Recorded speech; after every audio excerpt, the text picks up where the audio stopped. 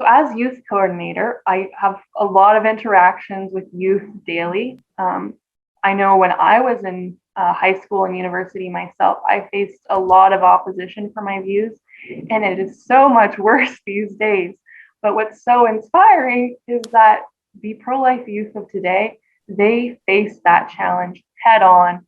They have taken up leadership positions in their schools, in their churches, in their communities.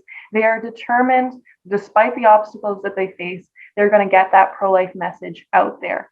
The president emeritus of Campaign Life Coalition, Jim Hughes, he's fond of saying that the youth are not the future of the pro-life movement, they're the present. And that is so, so true. Whenever you go to the March for Life, you see that the crowd is comprised of a majority of youth. And so I'd like to mention that we do have a March for Life Youth Committee who advises on everything. We're putting together a really strong committee for this year to plan for the various March for Life events, including the youth conference. And one of the members of our committee is my highly capable assistant youth coordinator, Maeve Roche. She was also organizing the trip to the Washington, D.C. March for Life. She put a lot of effort into that. Unfortunately, just days before the trip, she did test positive for COVID. So she's been a real trooper. She wasn't able to go, but I'd still like to turn it over to her to talk about the experience of the 7 youth who went.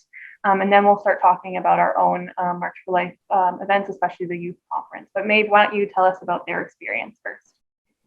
Thank you, Josie. I'm super glad to serve on the National March for Life Organizing Committee again this year. Yes, just a couple Fridays ago on January 21st, CLC sent a delegation of 7 young people across the border to stand in solidarity with American pro-lifers at the 49th Annual March for Life in Washington, D.C. This trip was made possible by our sponsor, Niagara Region Right to Life, and CLC's generous donors. An estimated 150,000 people were able to attend the March for Life this year, which was an excellent turnout for quite a monumental year.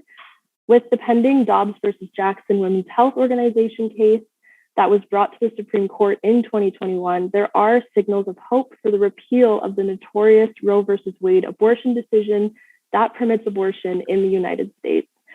So our delegation of young people were given the opportunity to attend the March for Life rally at the National March for Life at the National Mall prior to the commencement of the March for Life itself, whereby they heard powerful testimonies from leaders of the American pro-life movement. And following the rally, they stood outside the Canadian Embassy to demonstrate that despite what the world might think, Canada's pro-life movement is thriving. We are a growing movement. The youth attendees cheered on our American counterparts while holding Canadian flags as they marched by. And along with the ability for youth delegates to be present at the March for Life, they were also granted the opportunity to attend the Students for Life of America's Pro-Life Summit, which is fashioned to equip the next generation of pro-lifers with the tools they need to be strong activists and to make meaningful change pertaining to the restoration of the sanctity of human life in society. This conference allows for pro-lifers to attend a variety of educational sessions run by prominent pro-life speakers in order to inspire young people to take up the fight, just like our own youth conference held in Ottawa. The central purpose of our Washington trip is to invoke inspiration and a sense of global solidarity with pro-life brothers and sisters across borders. As the March for Life in the United States is one of the largest pro-life demonstrations in the world due to the large American population, we ask our youth delegates to bring home that fervor to ameliorate our own National March for Life and youth conference. Any opportunity for young people to be surrounded by a group of like-minded individuals all standing up for and working towards a common goal is incredibly beneficial for the instillment of motivation to take up their own crosses and defend life in their country, communities, and schools. Thanks for that, Maeve. Thanks for that wonderful report, and thank you for organizing the trip to Washington. Yeah, I was watching the EWTN broadcast of that event a few weeks ago, and then one of my favorite videos that comes out of the Washington March for Life every year is the time-lapse video that is put out by Students for Life of America, capturing the thousands of people marching their way up to Supreme Court.